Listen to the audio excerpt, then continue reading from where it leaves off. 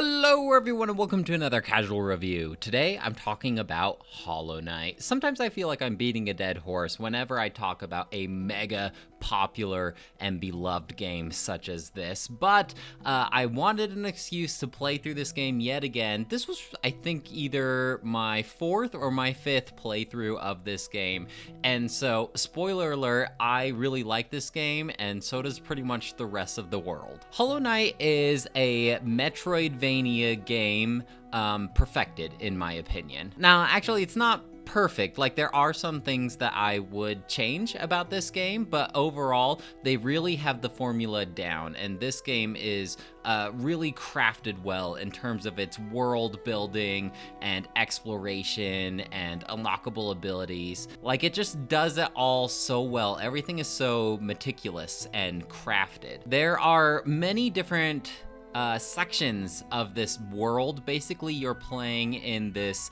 bug world and you control this little bug looking thing, and as you play through the game, you're basically like burrowing down into this vast network of tunnels and areas, and there is a very large variety in terms of like what kind of environment you're playing through.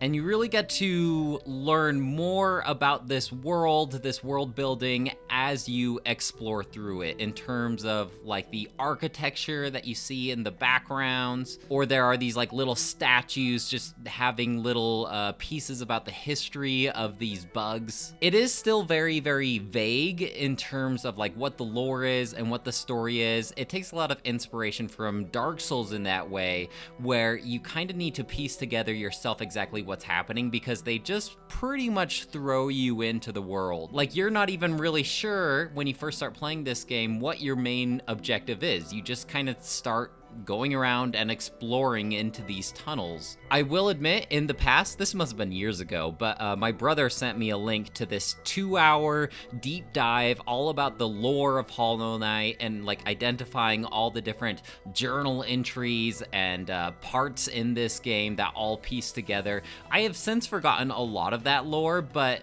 if I was to summarize basically what's happening, there used to be like this giant kingdom of these bugs, and they were like super intelligent and they were ruled by the king and queen, and then this kingdom kind of started getting infected by this like really bright, bubbly kind of infection, which basically turned these bugs into these violent, mindless zombies. And I don't want to like spoil too much about the ending or anything like that, so I'm gonna stop there. But just know there are like our friendly NPC bugs that we can talk to and shop with, and these guys haven't been infected. And then as you go through the world, then you come across these infected bugs, and these are like the enemies. I really like the variety of bug designs in terms of like all the friendly ones that you talk to. I like seeing like their design and what they're up to,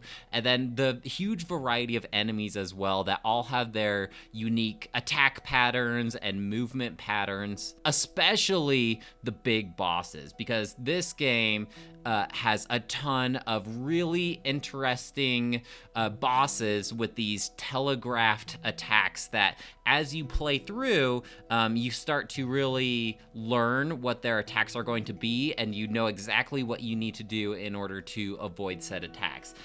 This game is difficult, but I found the majority of this game manageable. It's very much like a tough but fair game, and I will say about 80% of this game is manageable, but there are a vast amount of optional endgame bosses that are to the point where they're too frustrating for me. Like, if you're the type of person that likes these Dark Souls-esque games where you really have to quote-unquote get good as you master the boss's attacks, and you just love that feeling of overcoming these incredibly difficult challenges, you're really going to like the end game of Hollow Knight. I found some of these bosses to be more difficult than all of Cuphead, however. And so they are optional, and so I didn't do a lot of the optional endgame bosses this playthrough. In the past, I have done most of the content, but I just didn't feel like banging my head up against the wall this playthrough. I was ready to move on to something else around the 20-hour mark here. I will say, in order to 100% complete this game, it's actually 112% when you add like all the DLC content and everything like that. So I've never gotten 112%, but I have gotten, I think, maybe 108%, like pretty close. I think my brother either got 112% on this game or he was pretty close to it. He's the type that like really likes to dive into one game and really master that game, whereas I'm a little more flighty. I like to play all of these different experiences. And so, no, I didn't 112% complete this game, but I did do the majority of it. Now, there are multiple endings, like you have good endings, bad endings, depending on like what kind of challenges you want to overcome and take on. And so this playthrough I did 2 or 3 different endings. It really is just a game that gets larger and larger in scope as you play through. So at the beginning, once you reach like the 5-hour mark, you think that you've seen it all.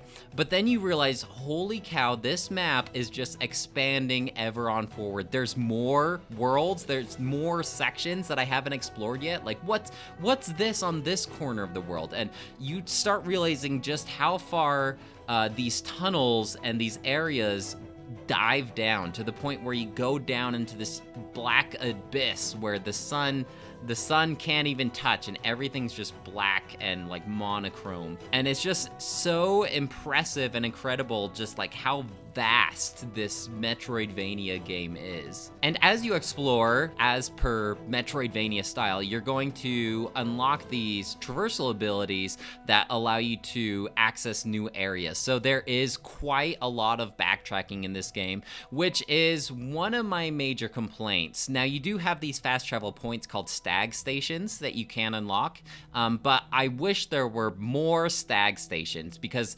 I kind of got sick of backtracking and playing through the same sections over and over again, especially if I've ran through this same room 10 other times. And if you're lost and if you have no idea where to go, it may be pretty frustrating just playing through the same sections and just wandering around aimlessly, because it is pretty easy to get lost, and maybe to a frustrating level if you're like just have no idea where to go next. Even looking up a walkthrough is going to be a little difficult to determine like where you're at in this game, like what abilities you have unlocked and what abilities you still need to go unlock. So it's easy to get lost, and you're going to be wandering around a lot aimlessly unless you've played through this game many times like I have. Now, in addition to these stag stations, I do wish there were more stag stations, but you do unlock an ability that allows you to place down one portal, and then you can just teleport to that portal whenever you want. So this is very beneficial to do like right before a big boss that you're struggling with, or if you want to put this portal down next to a stag station,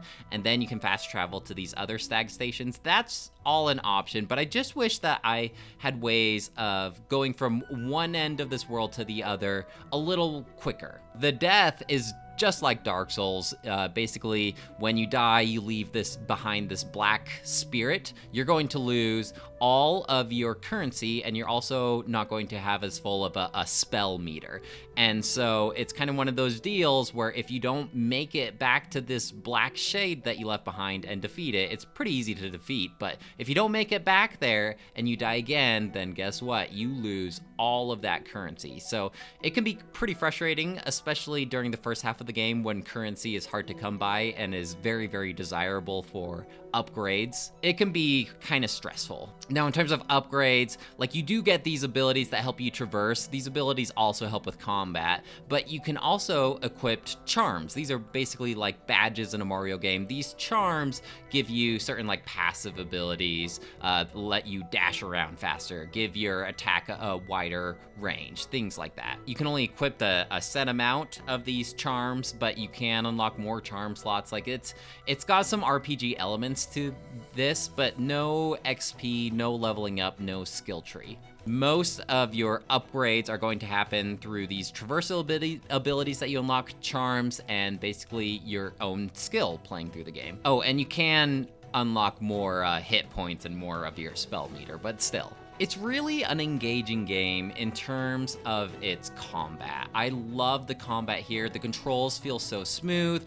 It's very much one of those games that's tough but fair. Aside from some of that last endgame content, like some of those last optional endgame bosses, I would still say are tough but fair, but they are very, you need to have a really quick reaction time. Like, I can tell why I died, and it's because I didn't react fast enough, but the level of demand of reaction for some of these endgame bosses might be a little too high for my taste. But still, like, there's a lot of fun combat here.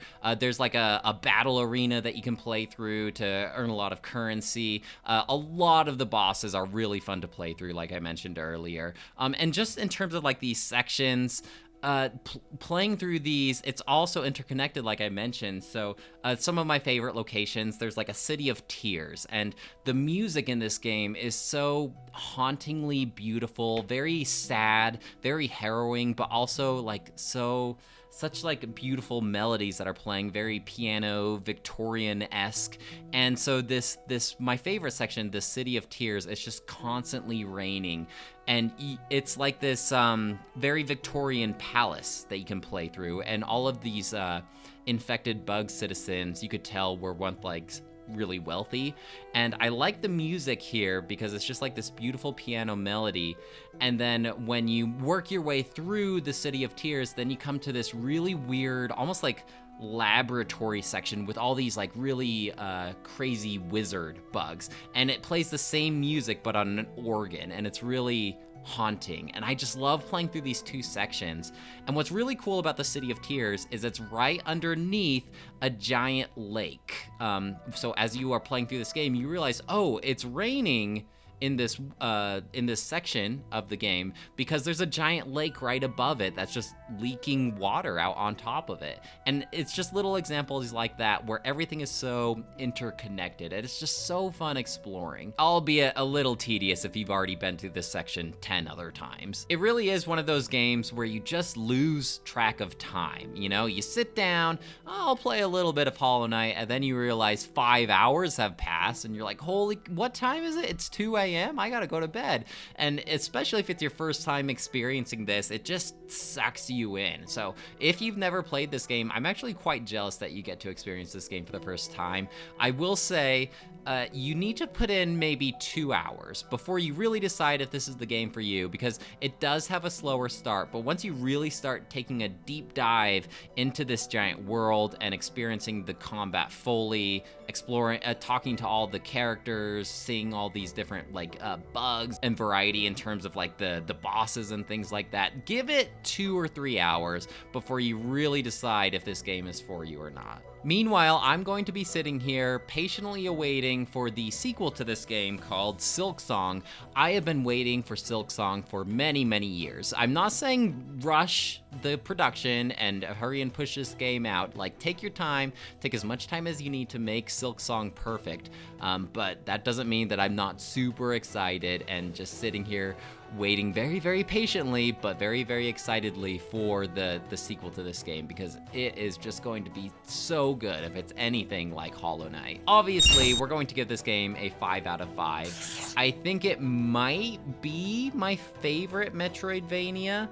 It's a tough call because I've played plenty of good Metroidvanias, but this one is like peak gaming for a reason. There's a reason why it has such a following and people have such high praise for this game. Well guys, that's it for me. Let me know if you have any questions or comments about Hollow Knight, and I'd love to hear what you have to say. Otherwise, I'll talk to you later. Bye!